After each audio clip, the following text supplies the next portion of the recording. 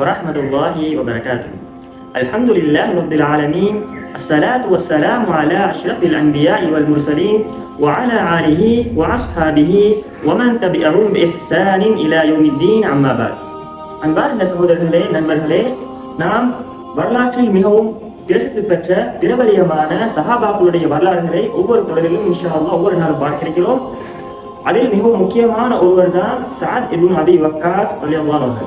இன்ஷா அல்லாஹ் அவருடைய வாழ்க்கை வரலாறு நாம் பார்ப்பதோடு வாழ்க்கை வரலாற்றில் வரக்கூடிய படிப்பினைகளை எமது வாழ்வில் எடுத்து நடப்பதற்கு ஏக வல்லவன் அல்லாஹ் நம் அனைவர்களுக்கும் அருள் புரிவானாக. ஆமீன். சஅத் இப்னு அபி வக்காஸ் ரலியல்லாஹு அன்ஹு அவர்கள் சுவர்க்கத்துக்கு நன்மாராயம் சொல்லப்பட்ட 10 சஹாபாக்களில் ஒருவர் தான் அவர். அது மட்டும் இல்லாமல் அவருடைய இயற்பெயர் அபு இஸ்ஹாக். அதே போன்று அவர் பனு ஸஹ்ரா கோத்திரத்தை சேர்ந்தவர். மாலிக் இப்னு உஹைப் தான் அவருடைய தந்தையின் பெயர். நபி ஸல்லல்லாஹு அலைஹி வஸல்லம் அவருடைய குடும்பத்திற்கும் சஅத் ரலியல்லாஹு அன்ஹுடைய குடும்பத்திற்கும் ஒரு இணைப்பு காணப்பட்டுச்சு. அது மட்டுமல்லாமல் நபி ஸல்லல்லாஹு அலைஹி வஸல்லம் உடைய தந்தையுடைய பரம்பரையும் சஅத் இப்னு அபி வக்காஸ் ரலியல்லாஹு தந்தையுடைய பரம்பரைக்கும் ஒரு இணைப்பு காணப்பட்டுச்சு. அதே போலதான் நபி ஸல்லல்லாஹு அலைஹி வஸல்லம் உடைய தாயுடைய பரம்பரைக்கும் சஅத் இப்னு அபி வக்காஸ் ரலியல்லாஹு தாயுடைய பரம்பரைக்கும் ஒரு இணைப்பு காணப்பட்டது. எனவே நபி ஸல்லல்லாஹு அலைஹி வஸல்லம் உடைய குடும்பத்தோட நெருக்கமான ஒரு உறவு சஅத் இப்னு அபி வக்காஸ் ரலியல்லாஹு காணப்பட்டுச்சு. சஅத் இப்னு அபி வக்காஸ் ரலியல்லாஹு தாயுடைய பேர் தான் ஹம்னா பின்த் சுஃபியான். சஅத் ரலியல்லாஹு அன்ஹு இஸ்லாத்தை ஏற்றதை கண்டு அவங்க விருப்பப்படல, அவங்க கோபமாக தான் இருந்தாங்க, எதிர்ப்பு தெரிவிச்சாங்க. அப்ப சஅத் ரலியல்லாஹு அன்ஹு இஸ்லாத்தை ஏற்றதை கண்டு 3 நாட்களாக எந்த ஒரு சாப்பாடும் இல்லாம, எந்த ஒரு குடிப்பானமும் இல்லாம பசியோடும் தாகத்தோடும் இருந்தாங்க. அவங்க சொன்னாங்க, சஅதே, இஸ்லாத்தை நீ விட்டு விடுகிறாயோ அப்பொழுதுதான் நான் சாப்பிடுவேன், நான் பருகுவேன் என்பதாக அவருடைய தாய் சொன்னாங்க. ஆனா சஅத் ரலியல்லாஹு சொன்னாங்க, தாயே, நீங்க எனக்கு மிகவும் பிடிச்சமானவங்க தான், ஆனா என் உடம்பிலிருந்து 1000 உயிர்கள்ல ஒவ்வொரு உயிராக போனாலும் நான் இந்த இஸ்லாம் மார்க்கத்தோடு ஒரு நாள் விலக மாட்டேன், வரமாட்டேன் என்று ஈமான் ஒரு உறுதியோடு அவங்க சொன்னாங்க. பாருங்க, சஹாபாக்களோட மனசுல எவ்வளவு ஈமான் உறுதி இருந்துச்சு. அவங்க இஸ்லாத்துக்காக எவ்வளவு கஷ்டப்பட்டாங்க. அவங்க எப்ப இஸ்லாத்தை ஏற்றுக்கொண்டாங்களோ அந்த சந்தர்ப்பத்திலிருந்து பல கொடுமைகளுக்கும் பல கஷ்டங்களுக்கும் முகம் கொடுத்தாங்க. நபி ஸல்லல்லாஹு அலைஹி வஸல்லம் அவர்களுக்கு நுபுவத் கிடைத்து 7ஆம் ஆண்டிலிருந்து அவங்க ஷஅப் அபி தாலிப் என்று சொல்லப்படக்கூடிய பள்ளத்தாக்கில் இருந்தாங்க. அந்த சந்தர்ப்பத்துல பசியாரையும் தாகத்தாலும் இருந்தாங்க. பசி தாங்க முடியாம மரம் செடி கொடிகளை அவங்க எடுத்து தின்றாங்க. ஒரு நாள் பசி ஆகின அந்த சந்தர்ப்பத்தில் கீழே பார்த்து ஒரு தோல் துண்டு இருந்துச்சு. அந்த தோல் துண்டு எடுத்து நான் சுத்தம் படுத்தி நான் சாப்பிட்டு என்னுடைய வயிறு பசியை போக்கிக் கொண்டேன் என்று சஅத் இப்னு அபி வக்காஸ் சொன்னாங்க. எனவே அவ்வளவு கஷ்டப்பட்டிருக்கிறாங்க. இஸ்லாத்துக்காக வேண்டி, தூதருக்காக வேண்டி எவ்வளவு வேண்டுமானாலும் கஷ்டப்படுவதற்கு சிரமப்படுவதற்கு தயாராக இருந்தாங்க. அதே போலதான் நபி ஸல்லல்லாஹு அலைஹி வஸல்லம் அவர்களுக்கு நுபுவத் கிடைத்து 11ஆம் ஆண்டிலிருந்து, அதாவது யத்ரிப் என்று சொல்லப்படக்கூடிய மதீனா வாசலுடைய பக்கம் இந்த இஸ்லாத்தினுடைய தென்றல் வீசியது. அந்த சந்தர்ப்பத்திலிருந்து நபி ஸல்லல்லாஹு அலைஹி வஸல்லம் என்ன செஞ்சாங்க, அவருடைய சஹாபாக்களுக்கு மக்காவிலிருந்து மதீனாவுக்கு ஹிஜ்ரத் செல்வதற்கு அனுமதி வழங்கினாங்க.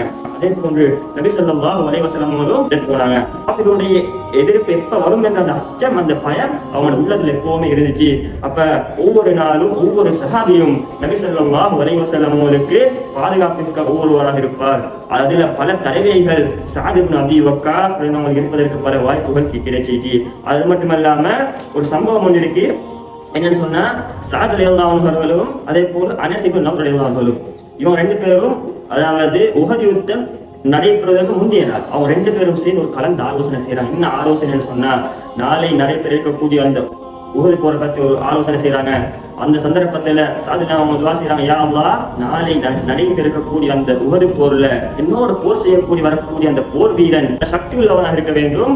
அவனை நான் என்னுடைய கையால் அவனை நான் வீர மரணம் அடைய செய்ய வேண்டும் என்று அவர்கள் பிரார்த்தனை செய்ய, அதற்கு அனஸ் ரலியல்லாஹு அவர்கள் ஆமீன் என்று சொன்னார்கள். அதே போன்று அனஸ் இப்னு நவ்ஃபல் அவர்கள் பிரார்த்தனை செஞ்சாங்க, யா அல்லாஹ், நாளை உஹது போர்ல என்னோடு போர் செய்ய வரக்கூடியவன் சக்தி உள்ளவனாக இருக்க வேண்டும், பலமுள்ளவனாக இருக்க வேண்டும். அவன் கையால் நான் வீரம் மரணம் அடையும். அது மட்டுமல்ல, அவனுடைய காது, என்னுடைய கண் போன்றவர்களை அவன் துண்டு துண்டாக வெட்ட வேண்டும். அந்த சந்தர்ப்பத்துல நான் கியாமத் நாள்ல உன்கிட்ட வந்து, அப்ப நீ என்கிட்ட கேட்பாய், சஅதியுடைய மூக்கு காதல் எங்கேன்னு கேட்ட பொழுது நான் சொல்லுவோம், யா அல்லாஹ், உனக்காக வேண்டியும் உன்னுடைய தூதருக்காக வேண்டியும் நான் உன்னுடைய காது மூக்குகளை அர்ப்பணம் செய்து விட்டேன் என்று சொல்ல வேண்டும் என்று பிரார்த்தனை செய்தார்கள். அதற்கு சாது ஆமீன் சொன்னாங்க. அதே போலவே அவங்க 2 பேருடைய துஆவும் அல்லாஹ்விடத்தில் அங்கீகரிக்கப்பட்ட சகோதரர்களே, அன்பார்ந்த நண்பர்களே, அவங்க 2 பேருடைய ஈமான் எவ்வளவு உறுதியா இருந்துச்சு, எவ்வளவு பலமா இருந்துச்சு. அதே போல எங்கட வாழ்க்கையில் நாங்க இஸ்லாத்துக்காக உயிரை கொடுக்காட்டியும் சரி, எங்களால ஒரு சின்ன பொருளை, ஒரு அநாத பிள்ளை கொடுக்கிறது, அது இல்லாம ஒரு மிஸ்கீனை கொடுக்கிறது, ஒரு ஏழைக்கு கொடுக்கிறது, அந்த பழக்கம் எங்க மனசுல வரணும். அதே போல சாது ரலியல்லாஹு அன்ஹு அகீக் என்ற இடத்துல குடிபெயர்ந்திருக்கிறாங்க. இது அவனுடைய கடைசி காலமாக இருந்தது. அந்த சந்தர்ப்பத்துல அவனுடைய கண் பார்வை இழந்து போச்சு. அவங்க ஹிஜ்ரி 55ஆம் ஆண்டில் தன்னுடைய 82வது வயதில் அவங்க மரணம் அடைகிறாங்க. இன்னா லில்லாஹி வ இன்னா இலைஹி ராஜிஊன். எனவே இந்த சஹாபியுடைய வாழ்க்கை வரலாறு நாங்க பார்க்கும் பொழுது நாங்க இவருடைய ஈமான் எப்படி இருந்தது, அது மட்டுமல்லாமல் இவருடைய பண்பு எப்படி இருந்தது, இவர் எவ்வளவு கஷ்டங்களை முகம் கொடுத்தார் என்று எல்லாம் நாங்க பார்த்து எங்களோட வாழ்க்கையில இவருடைய படிப்பினைகளை எடுத்து நல்ல ஒரு இடத்துக்கு வரையும். எனவே நாங்க இதை கேட்கறது மட்டுமல்லாம எங்களோட வாழ்க்கையில நாங்க பிராக்டிகலா கொணர்றதுக்கு வல்லவன் அல்லாஹ் நம் அனைவர்களுக்கும் அருள் புரிவானாக. வஆகிரு தஅவானா அல்ஹம்துலில்லாஹி ரப்பில் ஆலமீன். அஸ்ஸலாமு அலைக்கும் வரஹ்மத்துல்லாஹி வபரகாத்துஹு.